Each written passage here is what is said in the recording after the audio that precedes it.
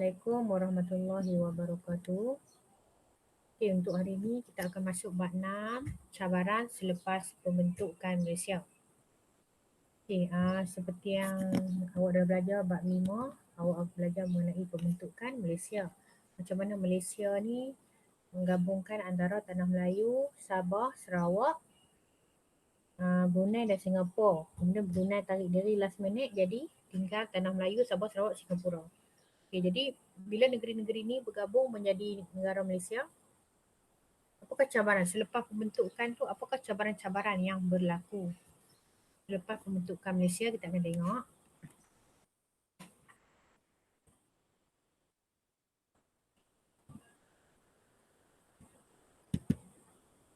Okey, tajuk hari ni cikgu fokus 6.1 cabaran dalaman Malaysia, peringkat dalaman dulu. Okey, pengenalan dia. Pembentukan Malaysia ni dia membuktikan kejayaan persekutuan. Terdiri daripada 13 buah negeri. Walau bagaimanapun negara kita berhadapan dengan cabaran dalaman. Cabaran dalaman Kerana apa? Kerana penduduk dia, Malaysia ni sendiri terdiri daripada pelbagai latar belakang kaum dan etnik. Kita ada kaum Melayu, Cina, India, Sabah dengan Sarawak. Okey, jadi nak masuk antara kaum tu payah nah. Ada 3 cabaran dia. Yang pertama cabaran sosioekonomi Sabah Sarawak, cabaran politik Sarawak dan cabaran yang besar iaitu cabaran perpaduan kaum. Okey, pembentukan Malaysia ni menjadikan peluang ekonomi lebih luas sebab kita dah ada masuk. Disumbang hasil bahan asli ni disumbangkan oleh orang Sarawak dengan Sabah. Sabah dan Sarawak ni kaya dengan bahan asli. Kemudian ekonomi negara pun bertambah daripada getah, biji timah. Kalau tanah Melayu asalnya pengeluaran getah dengan biji timah saja. Kemudian dengan adanya Sabah Sarawak kita ada lada hitam, petroleum, minyak kelapa sawit, kayu balak dan koko. Walau bagaimanapun negara hadapi cabaran untuk nak imbangkan ekonomi di Sarawak dengan Sabah sebab masa tu Sabah dengan Sarawak baru merdeka. Lepas join Malaysia dia baru merdeka, jadi banyak dia masih mundur pada masa tu. Okey, yang pertama cabaran Sabah Sarawak ni nak majukan perhubungan dengan pengangkutan. Nak hubungkan dia terutama kawasan pedalaman yang dalam tu. Kemudian nak pelbagaikan kegiatan ekonomi. Kebanyakan mereka banyak tanam untuk makan sahaja. Kemudian yang terakhir sistem pendidikan. Dunia dah makin maju, kena majukan sistem pendidikan. Terutamanya di pedalaman orang asli Sabah Sarawak tu. Macam mana nak bagi mereka bersekolah juga. Okey, cabaran pembangunan sosioekonomi di Sabah Sarawak yang pertama mempelbagaikan kegiatan ekonomi. Kita nak pelbagaikan kegiatan ekonomi orang Sabah dengan Sarawak ni. Kita tahu Sabah dengan Sarawak ni dia kaya dengan hasil bumi. Tapi namun rakyat dia masih amalkan pertanian sara diri. Apa tu pertanian sara diri? Maksudnya dia tanam untuk diri dia makan sahaja. Jadi penyelesaian dia rakyat perlu libatkan dengan aktiviti ekonomi komersial. Kita kena ajar mereka untuk tanam, untuk dijual, untuk dipasarkan.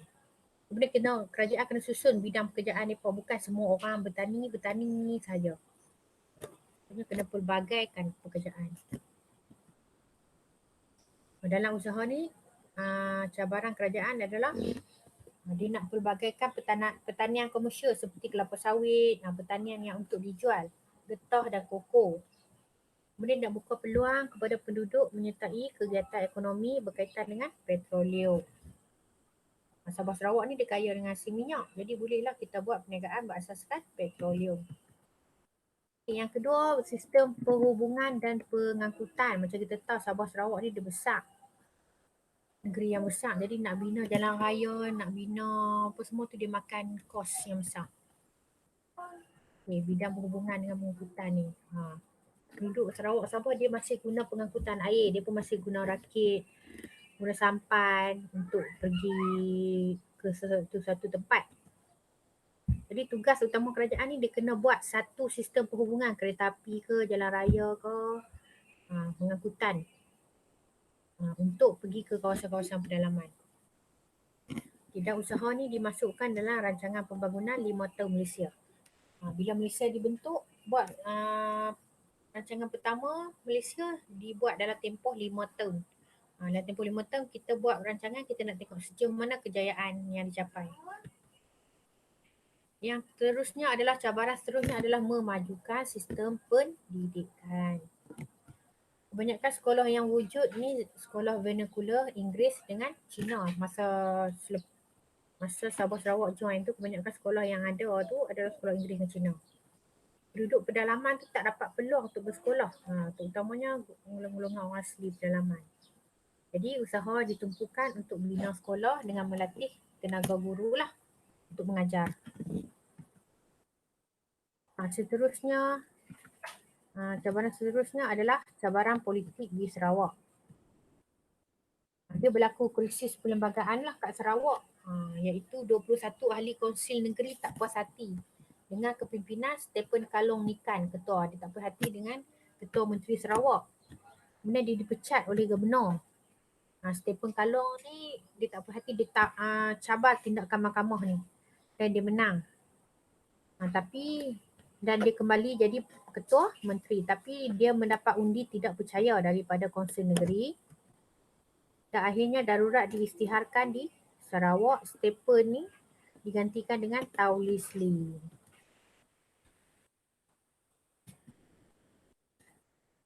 Ni Stephen Kalong, Ketua Menteri Sarawak, digantikan dengan Tau Leslie.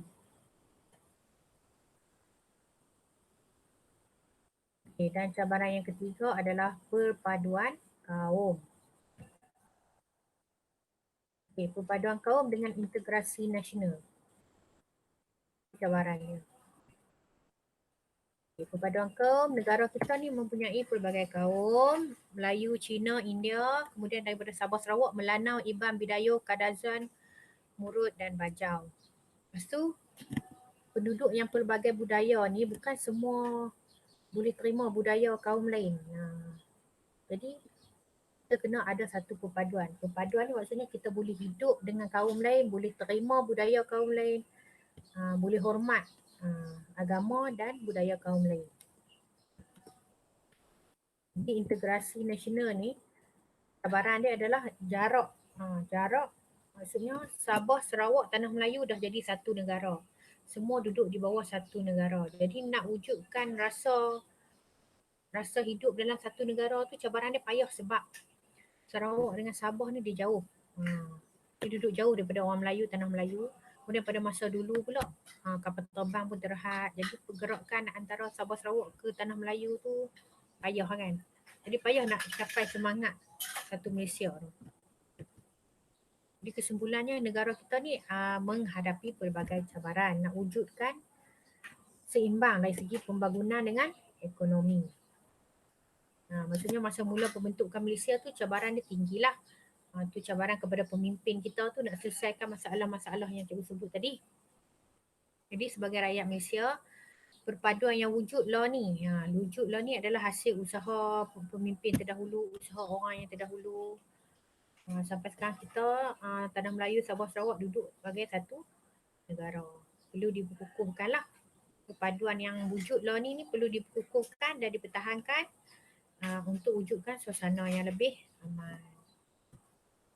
Ini soalan kebat yang patut awak fikirkan lah. Okey, mengapakah perpaduan menjadi agenda penting dalam sesebuah negara? Kenapa dalam sesebuah negara tu perlu ada perpaduan? Perlu fikirkan kenapa. Kalau tak ada perpaduan, apa yang jadi? Jadi bolehlah kalau tak ada perpaduan akan terjadi pergaduhan antara kaum. Kemudian akan jadi negara tidak aman, negara kucang kacir. Okey ya.